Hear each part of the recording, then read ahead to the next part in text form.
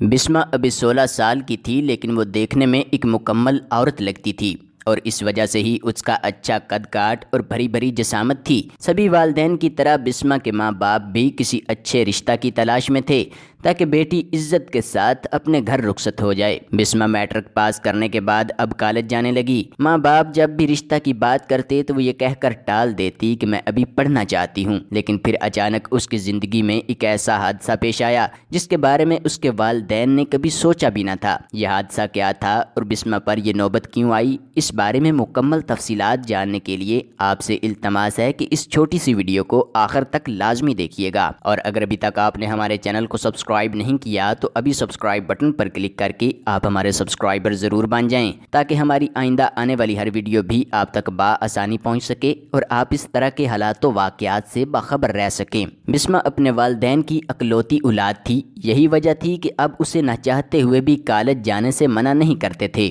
بسمہ پڑھ لکھ کر ڈاکٹر بننا چاہتی تھی، لیکن ماں باپ کی خواہش تھی کہ وہ اسے جلد از جلد کوئی اچھا رشتہ دیکھ کر اس کا فرض ادا کر دیں تاکہ وہ عزت کے ساتھ اپنے گھر چلی جائے۔ اسی دوران بسمہ کی خالہ زرینہ، جو اپنے بچوں اور خامد کے ساتھ سعودی عرب میں مقیم تھیں، پاکستان چھٹیاں گزارنے آئیں۔ زرینہ خالہ بسمہ کی غیر معمولی خوبصورتی سے متاثر ہوئے بنا نہ رہ سکیں اور انہوں نے بسمہ کو دیکھتے ہی یہ سوچ لیا کہ وہ اسے اپنی بہو بنائیں گی۔ کچھ دن گزرنے کے بعد زرینہ خالہ نے بسمہ کا رشتہ اپنے بیٹے ندیم کے لیے مانگ لیا۔ بسمہ کے ماں باپ کو بھی یہ رشتہ مناسب لگا تو انہوں نے رشتے کے لیے ہاں کہہ دی۔ بسمہ بھی اس رشتے سے بہت خوش تھی کیونکہ ندیم انتہائی خوبصورت نوجوان تھا، لیکن اسے نہیں پتا تھا کہ اس کی زندگی میں کیا طوفان آنے والا ہے۔ وہ پورا دن ایک دوسرے سے باتیں کرتے اور پھر شام کے وقت پارک میں چلے جاتے اور ایک دوسرے کو بے حد پسند کرنے لگے۔ بسمہ جو پہلے شادی کا نام نہ لیتی تھی، اب اس کی خواہش تھی کہ ہماری جلد از جلد شادی ہو جائے۔ ندیم کے ابو نے آتے ہی اپنی کوٹھی بنوانا شروع کر دی، لیکن کسی مجبوری کی وجہ سے انہیں واپس سعودی عرب جانا پڑا اور طے یہ پایا کہ ندیم اپنی نگرانی میں کوٹھی کا کام مکمل کروائے گا اور پھر 1 سال بعد ان کی شادی ہوگی۔ چنانچہ ندیم کی امی ابو 2 چھوٹی بچیوں کے ساتھ واپس سعودی عرب چلے گئے۔ ندیم کچھ دن تو اپنی خالہ کے گھر ہی ٹھہرا، لیکن اس کے بعد بسمہ کے ابو نے اسے اپنے گھر کے قریب ہی ایک مکان کرائے پر لے دیا۔ ندیم کے ابو پیسے بھیجتے اور ندیم اپنی کوٹھی کا کام کرواتا رہا۔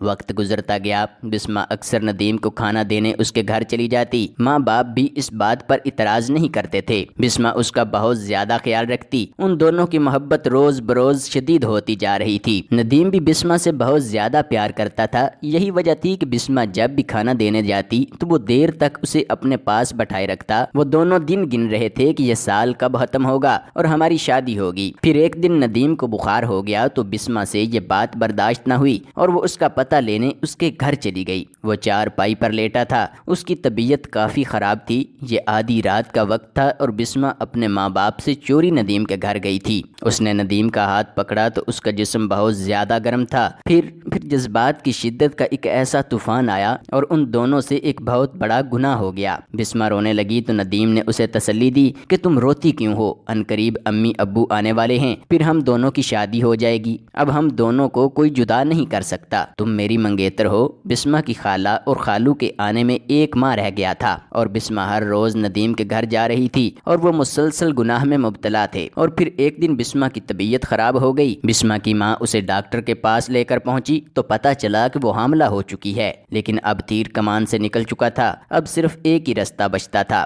کہ ان دونوں کی شادی کروا دی جائے۔ بسمہ کی ماں نے اپنی بہن زرینہ کو یہ ساری بات بتا دی اور ان کو 1 مہینے سے پہلے ہی واپس بلا کر ان دونوں کا نکاح کروا دیا، لیکن اس ماں کے پیٹ میں جو بچہ تھا وہ ایک ناجائز اولاد تھی۔ پیارے دوستو، یاد رہے کہ ہمارے معاشرے میں اس طرح کے واقعات اب عام ہو چکے ہیں۔ منگنی کے بعد لڑکے اور لڑکی کا ملنا یا فون پر بات کرنا ایک عام سی بات سمجھی جاتی ہے، لیکن یہ بات ہی اصل برائی کی جڑ ہے، کیونکہ منگنی کسی رشتے کا نام نہیں اور نکاح کے بغیر لڑکا اور لڑکی ایک دوسرے کے لیے نامحرم ہوتے ہیں۔ بنا کسی شرعی عذر کے ان کا ایک دوسرے سے ملنا اور بات کرنا قدرتی طور پر جائز نہیں، اور بسمہ پر یہ نوبت بھی صرف اس کے والدین کی وجہ سے ہی آئی۔